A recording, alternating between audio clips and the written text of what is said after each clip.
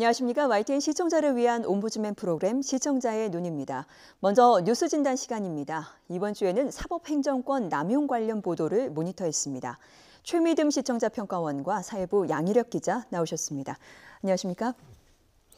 정치적 이해관계에 따라서 재판 결과가 달라질 수 있었다는 그 의혹들, 여러 사건을 통해서 수면 위로 지금 드러나고 있는 중인데요. 평가원님은 관련 보도 어떻게 보셨습니까? 네, 지난 국정농단에 이어 이번에는 사법농단 의혹에 관한 보도가 수개월째 이어지고 있습니다. 사법행정권이 남용되고 있다는 문제의식이 주를 이루는데요. 특히 최근 조사 결과가 발표된 이후에는 권력에서 가장 독립적이어야 할 사법부가 청와대 그리고 여러 정치인들과 이해관계에 있고 또 이로 인해 재판의 결과까지 바뀌었을 수 있다는 가능성이 커지면서 사태의 심각성이 더욱 무거워지고 있습니다. 구체적으로 KTX 승무원 사건이나 전교조 관련 재판, 성완종 리스트 사건, 그리고 일제강제징용 피해자 손해배상 청구 사건 등 사법행정권 남용 의혹의 중심에는 다양한 재판 사례가 얽혀 있습니다. 그렇다면 무엇보다도 법원 행정처가 왜 재판을 도구로 정권과 거래를 시도한 것인지, 또 사법부가 청와대의 국정을 뒷받침했다는 의혹이 제기되는 것에 대한 원론적인 의문이 생깁니다. 관련하여 상고법원을 설치하기 위한 협상일 수 있다는 보도가 있었는데요. 지난 19대 국회에서 상고법원 설치의 필요성이 이미 제기된 바 있어서 그 내의가 더욱 궁금해집니다. 상고법원이 새로 설치될 경우 사법부가 누리는 이득이 무엇인지에 대한 자세한 설명을 부탁드립니다. 네, 뒷거래의 이유들 다양하게 제기되고 있는 상황인데 양희력 기자, 먼저 상고법원 설치 문제에 대해서 좀 살펴볼까요? 이번 사법농단의 주요 배경 가운데 하나가 바로 상고법원이 있습니다. 사법행정권 남용 의혹 관련 문건에서 빠짐없이 등장하는 것이 바로 상고법원입니다. 국회의원들을 상대로 맞춤형 로비를 펼친 것도 바로 상고법원 입법을 위해서였고요. VIP, 그러니까 박근혜 전 대통령을 상대로 특정재판 결과들을 열거하며 국정협력 사례로 제시한 것도 상고법원 도입을 설득하기 위해서였습니다. 상고법원의 필요성을 국민에게 각인시키기 위해 방송이나 언론 접촉하는 방향까지 얼마 전 문건 공개로 드러난 상황입니다. 이 같은 내용은 법원 행정처가 지난 6월에 공개한 98건, 지난달에 공개한 196건의 문건에 고스란히 담겨 있습니다. 한마디로 법원이 사법부 독립이라는 숭고한 가치를 저버리는 듯한 행동을 여지없이 보여준 건데요. 문제는 과연 상고법원이 뭐길래 양승태 사법부가 도입에 목을 맸느냐는 점입니다. 상고법원은 양승태 전 대법원장 시절 수건 사업으로 꼽히고 있습니다. 고등법원과 대법원 사이에 또 하나의 법원을 두자는 개념이 바로 상고법원입니다. 대법관 한 명이 1년에 처리해야 할 사건이 3,000건에 이를 정도로 워낙 많으니까 이를 처리하기 위한 법원을 하나 더 만들자는 취지입니다. 개별 사건이나 당사자의 권리 구제를 위한 사건은 상고법원에서 다루고 공적 이익이 중대한 사건은 대법원에서 다루자는 겁니다. 언뜻 보면 대법원의 판단을 위해 하염없이 기다려야 하는 국민을 위한 제도로 보입니다. 그렇지만 속내는 조금 다르다는 게 사법부 안팎의 평가입니다. 우선 법원이 하나 더 생기면 판사들, 특히 고위법관들을 위한 자리가 늘어납니다. 자리가 늘어나면 자연스럽게 인사권 등 사법부의 권한이 늘어날 수밖에 없고 법원 수뇌부의 내부 장악력도 덩달아 커지게 됩니다. 결국 양승태 사법부의 자리 욕심, 권력 욕심이 사법농단이라는 초유의 사태를 초래했다고 볼 수 있겠습니다. 네, 자리 욕심, 권력 욕심에 피해를 보는 국민들이 참 많았다는 사실 간과할 수 없을 겁니다. 평가원님, 관련 보도도 보면서 어떤 생각하셨습니까? 네, 구속기간 만료로 석방됐던 김기춘 전 비서실장이 사흘 만에 다시 검찰에 소환됐는데 불응했습니다. 일제강제동원 피해자들의 전범기업 상대 소송과 관련하여 청와대와 법원 행정처 간에 일련의 거래가 있었다는 의혹 때문인데요. 김 전 실장은 해당 소송이 대법원에 접수된 2013년부터 2015년 초까지 청와대에 근무했기 때문에 의혹을 가리기 위한 수사 대상자가 된 것입니다. 현재까지의 검찰 조사에 따르면 박근혜 정부 시절 법원 행정처가 정부 입장을 고려해서 혹은 정부의 입맛에 맞게 소송을 처리한 정황이 포착되고 있습니다. 물론 청와대가 각 재판에 어느 정도의 선까지 개입되어 있는지 아직 확실하진 않지만 입법, 행정, 사법의 삼권 분립의 체제가 유지되고 있지 않다는 건 확실해 보입니다. 이번 사법농단에 연루된 전 현직 판사들이 연이어 소환되고 있는 상황에 만약 그간의 사법행정권 남용 의혹들이 사실로 드러난다면, 그리고 누군가의 입김으로 잘못된 판결 결과가 난 사건이 있다고 밝혀진다면 기존의 결과가 무효화될 수 있는지, 또 다시 재판이 이루어질 수 있는 문제인지도 궁금합니다. 네. 많은 시청자들이 궁금해하는 내용을 지금 지적을 해주셨는데요. 거래에 의한 재판의 결과, 재판 결과로 판명이 된다면 다시 번복될 수 있는 건가? 어떻게 볼 수 있을까요? 지금은 그 사법농단의 흐름이 크게 두 가지 갈래로 나뉘어 있습니다. 하나는 재판 거래, 그다음에 판사 사찰, 이렇게 두 가지인데요. 양승태 사법부의 그 비판적인 성향의 판사들을 상대로 뒷조사했다는 의혹으로 촉발됐던 사법부 블랙리스트가 판사 사찰이라면, 양승태 사법부가 상고법원 도입을 위해 박근혜 정부 입맛에 맞는 재판 결과로 협력했다는 게 재판거래 의혹의 핵심입니다. 재판거래 의혹은 사법행정권 남용 의혹 문건 일부가 공개되면서 수면 위로 떠올랐습니다. 여기에다 사법농단과 관련된 검찰 수사가 본격화되면서 하나씩 실체가 드러나는 모습입니다. 김기춘 전 비서실장은 이런 흐름 속에 등장한 인물인데요. 재판거래에 연루됐다는 의혹으로 검찰의 소환 조사가 예정돼 있습니다. 김 전 실장은 일제 강제동원 피해자들이 전범기업을 상대로 한 민사재판을 지연시키는 데 관여했다는 의심을 받고 있습니다. 애초에 해당 사건은 양승태 사법부가 외교부 요청에 협력하고 그 대가로 해외 공관 파견 자리를 늘리자는 정황이 발견되면서 시작됐습니다. 검찰이 지난달 압수수색으로 확보한 임종원 전 법원행정처 차장의 USB에서 관련 내용이 담긴 대외비 문건이 나왔는데, 만약 사실일 경우 외교부와의 우호적인 관계를 위해 재판 결론을 하염없이 연기시킨 셈이어서 대표적인 재판 거래로 꼽힐 수 있습니다. 여기에다 김기춘 전 실장까지 거론되면서 박근혜 정부까지 재판 거래에 개입된 것 아니냐는 의심으로 번지고 있습니다. 이 밖에 전교조 시국선언 사건이나 KTX 승무원 해고, 쌍용자동차 정리해고 등 재판 거래가 의심되는 사례가 산적한 상황입니다. 그렇다면 재판 거래로 의심받는 판결은 과연 무효로 되돌릴 수 있는지 궁금한 것이 당연합니다. 이론적으로는 가능합니다. 만약 해당 법관이 재판 거래로 유죄 판결을 받을 경우 그 재판은 재심이 가능합니다.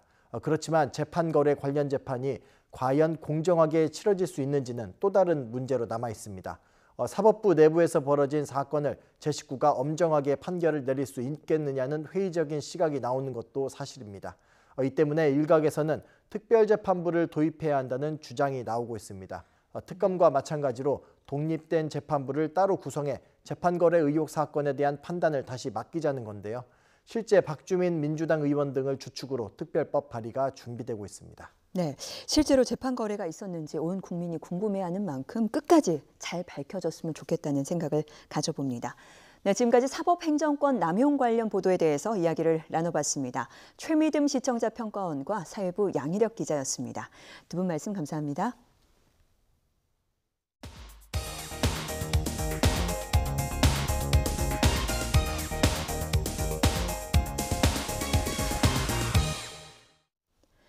지상파 DMB 채널인 YTN DMB 프로그램을 평가하는 내가 본 YTN 순서입니다. 이번 주에는 이지사이언스와 자정뉴스에 대한 정은정 평가원의 의견을 들어보겠습니다. 시청자 여러분 안녕하세요. YTN DMB 시청자 평가원 정은정입니다. 기나긴 폭염으로 지친 여름, 시원한 바다 생각이 절로 나는 요즘입니다. YTN DMB의 이지사이언스도 바닷가를 찾아 그곳에 숨겨진 과학 이야기들을 전해줬습니다.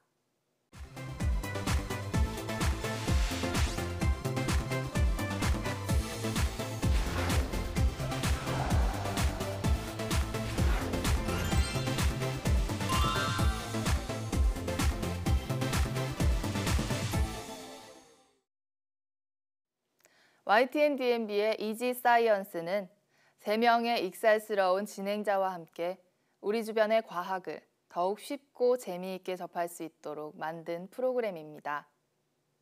지난 방송에서는 바닷가에서 발견할 수 있는 흥미로운 과학 원리들을 어떻게 전하고 있는지 살펴봤습니다. 이지사이언스는 시청자들의 관심을 모으고 프로그램의 흥미를 끌어올리기 위해 도입부에 작은 에피소드를 만들고 있습니다. 작은 상황극일 때도 있고 그날의 주제와 관련된 재치 있는 이야기를 주고받을 때도 있습니다. 그런데 그것이 조금 어색한 경우가 종종 있습니다. 이번에도 오늘의 주제로 내세운 바닷모래는 어디에서 왔을까라는 물음으로 자연스럽게 연결되지 못했던 것 같습니다. 특히 물음씨가 여자친구라며 가져온 작은 인형을 모래사장에 내동댕이 치는 설정은 다소 억지스럽다고 여겨집니다. 도입부에서 자연스럽게 주제로 이어질 수 있도록 출연자와 제작진이 좀 더 머리를 맞댈 필요가 있어 보입니다.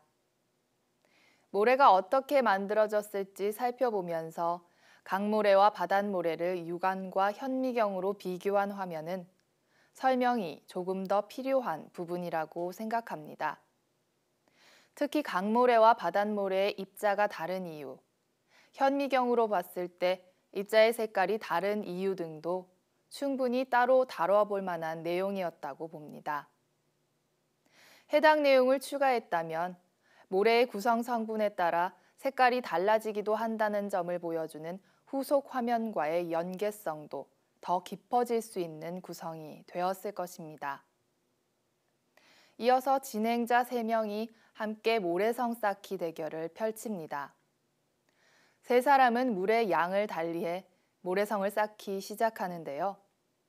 3사람의 대결과 연결시켜 물의 양에 따른 모래의 변화를 그림 화면으로 재미있게 설명해주고 있습니다.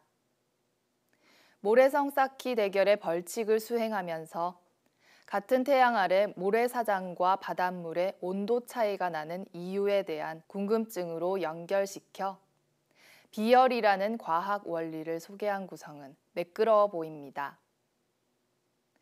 비열은 물질 1g의 온도를 1도씨 올리는 데 필요한 열량을 뜻한다고 합니다. 비열을 알기 쉽게 설명하기 위해 양은 냄비와 뚝배기에 끓인 라면을 예로 들었습니다. 양은 냄비는 뚝배기보다 비열이 작다고 하는데 비열이 작다는 것은 1도씨를 올리는 데 필요한 열량이 적다는 뜻으로 쉽게 말해 빨리 끓고 빨리 식는다는 것을 의미합니다. 일상적인 소재로 비열이 작다는 것의 의미를 쉽게 이해하도록 돕고 있습니다. 이어진 합성규사, 바닷모래, 강모래, 물로 만든 모래시계를 비교하는 실험은 모래시계에 합성규사가 사용될 수밖에 없는 이유를 보여줍니다. 또 바닷물을 끓여 소금을 만들고 반대로 소금과 물로 바닷물과 비슷한 염도의 소금물을 만들어 보면서 바닷물에 함유된 염류의 농도와 성분을 설명하고 있습니다. 프로그램의 막바지에서 새 진행자는 바닷가에서 흔히 볼 수 있는 서핑을 배워보기도 합니다. 그 속에도 과학 원리가 숨어 있기 때문입니다. 보드가 파도의 가장 높은 부분인 마루에 올라갔을 때의 위치 에너지가 중력에 의해 파도의 가장 낮은 부분인 골로 내려가 운동 에너지로 전환되는 순간 빠르게 움직여야 제대로 서핑보드를 탈 수 있다는 것입니다. 이지사이언스의 지난 방송은 보기만 해도 해변의 모습이 화면 가득 담겨 무더위에 지친 시청자들에게 바다의 시원함을 즐기면서 과학 원리도 배우는 일석이조의 즐거움을 전하고 있습니다.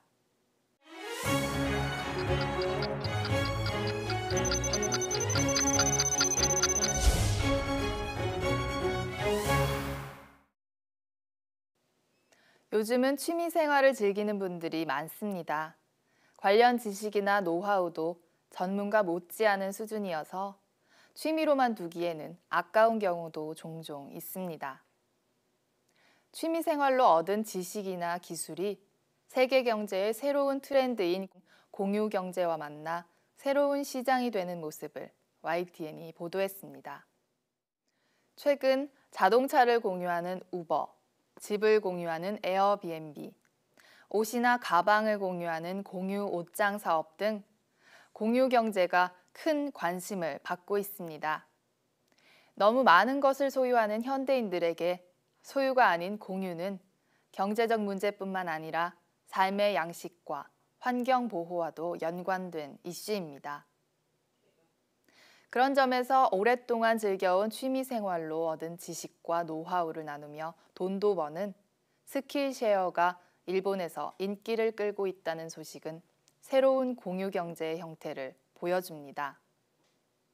뉴스는 일본에서 스킬 쉐어가 부업으로 주목받고 있는 모습의 현장을 찾아가 전했습니다.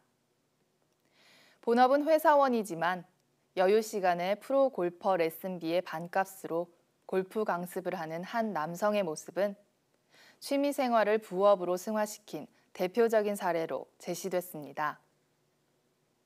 스킬쉐어가 가능하도록 제공자와 전수자를 연결해주는 매칭 사업자의 인터뷰는 스킬쉐어가 증가하고 있는 일본의 현 상황을 확인시켜줍니다. 기술과 지식, 남는 시설이나 물건 등을 공유하는 일본의 공유 시장 규모는 현재 약 5조 원대에 이른다고 합니다. 우리나라에서도 미술, 피아노, 댄스 등의 예술적 재능은 물론 운동, 마술, 영상 촬영, 작곡 등 다양한 재능을 공유하는 플랫폼이 개발되었습니다. 뉴스에서 지적한 바와 같이 주 5일 근무제의 정착과 재택근무 등 노동 형태의 다양화, 관심사의 세분화, 여가와 휴식에 대한 인식 강화 등이 삶의 가치와 시간 사용의 우선순위를 변화시키고 있습니다. 이 같은 현상이 공유 경제와 만나면서 공유 시장은 더욱 커질 전망이라고 합니다. 뉴스는 이에 따라 일본 정부가 관련법 정비에 나섰다는 소식도 함께 전하고 있습니다. 이는 우버 사례에서 보듯 우리나라에도 공유 경제와 관련된 제도적 검토에 대한 요구가 더욱 커질 것이라는 점을 시사합니다. 스킬쉐어 관련 뉴스는 가까운 이웃나라이면서 경제 대국인 일본의 공유 시장의 트렌드를 전해주면서 새롭게 변화하는 삶의 양식도 소개한 셈입니다. 뉴스는 정보를 전달하는 것이 기본 덕목입니다. 따라서 정치 이슈와 사건, 사고가 넘쳐나는 뉴스 사이에서 새로운 삶의 양식과 아이디어를 소개하고 시청자들에게 유용한 정보를 제공한다는 측면에서 종종 시도되어야 할 부분이 아닐까 생각해 봅니다.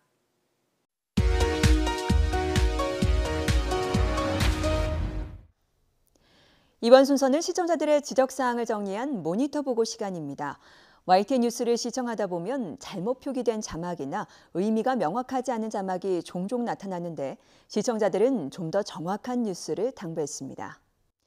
지난 8일 전기료 폭탄 우려가 커지면서 결국 정부가 누진제를 한시적으로 완화하고 검침이를 소비자가 선택할 수 있도록 했다는 기사를 전하면서 급환불 컸지만 누진제 존폐 논란 가열이라는 자막을 고지했는데 껐지만을 컸지만으로 잘못 표기하는 실수가 있었습니다.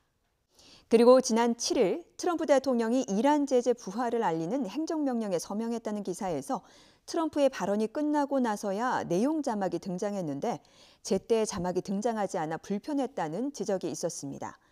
같은 날 이재명 도지사와 경기도 지역 민주당 지지율 하락의 연관성을 언급하며 의혹 부인에도 논란 계속, 지지율은 하락이라는 자막이 방송됐는데 본 자막은 지지율 하락의 주체가 없어서 이재명 도지사의 지지율이 하락한 것처럼 잘못 전달될 수 있었다는 시청자 지적이 있었습니다.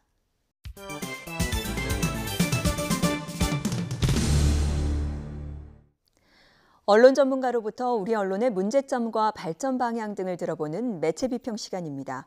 오늘은 최충웅 경남대 교수로부터 자살 보도와 선정성의 함정이라는 주제의 논평을 들어보겠습니다.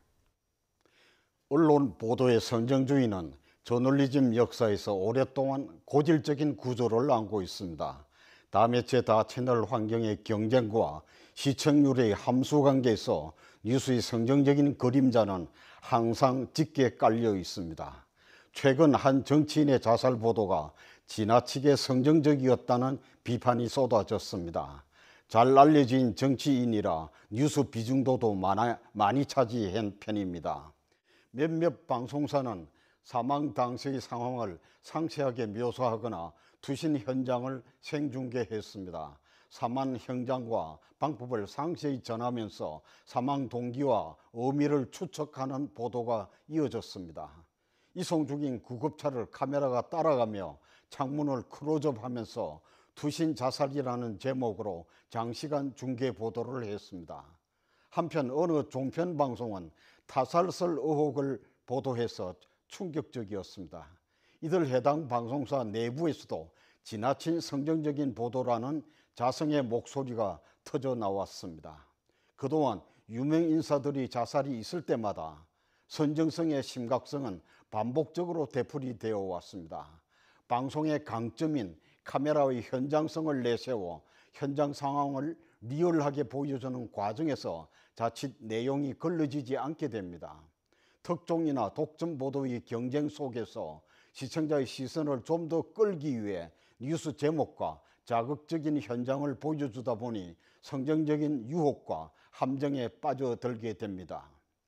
이번 사건을 계기로 지난 31일 보건복지부와 중앙자살예방센터, 한국기자협회는 기존의 자살보도 권고기준 9가지 원칙을 보다 구체적이고 실용적인 5가지 기준으로 발표했습니다. 주요 내용은 기사 제목에 자살이라는 용어를 사용하지 않고 사망 또는 숨지다의 표현을 사용하며 자살 수단이나 방법, 장소, 동기 등을 언급하지 않도록 했습니다. 또한 유서를 노출하거나 모방 자살의 위험성이 높은 사진이나 동영상은 극히 유의해서 사용하도록 했습니다. 그동안 기존의 권고 기준에는 자살에 대한 보도를 최소화하고 성정적 표현이나 자살을 미화하거나 합리화를 피하도록 했습니다. 특히 사회적 문제 제기를 위한 수단으로 자살 보도를 이용해서는 안 되며 유가족과 주변 사람을 배려하는 신중한 자세 등을 명시하고 있습니다. 그러나 사실 그동안 자살 보도의 권고 기준이 제대로 지켜지지 않았습니다.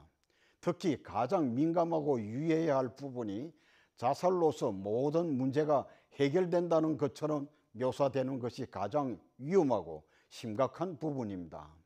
뉴스뿐만 아니라 드라마나 영화에서도 자살 장면을 구체적이고 성정적으로 묘사되는 문제점이 그동안 많이 지적되어 왔습니다. 그동안 인기 연예인이나 저명 인사의 자살 보도가 있은 직후에 실제로 자살률이 급증한 사례가 많습니다. 언론의 선정적인 자살 보도가 자살률을 높인다는 연구 결과들이 이를 입증하고 있습니다. 이런 현상은 베르테르 효과로 잘 알려져 있습니다.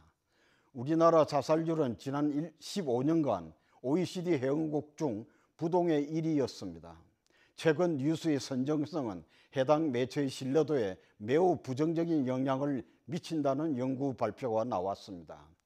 이 시대 우리 언론의 자살 보도와 미투 등 언론의 옐로우 저널리즘 관행에 대해서 권위적인 성찰의 계기가 시급히 요구되는 상황입니다.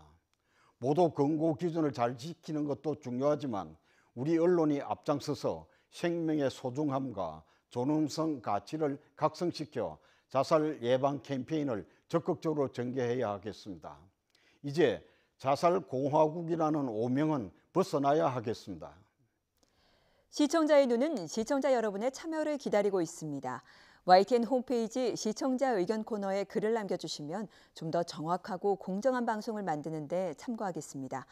이번 주 순서는 여기서 마치겠습니다. 함께해 주신 여러분 고맙습니다.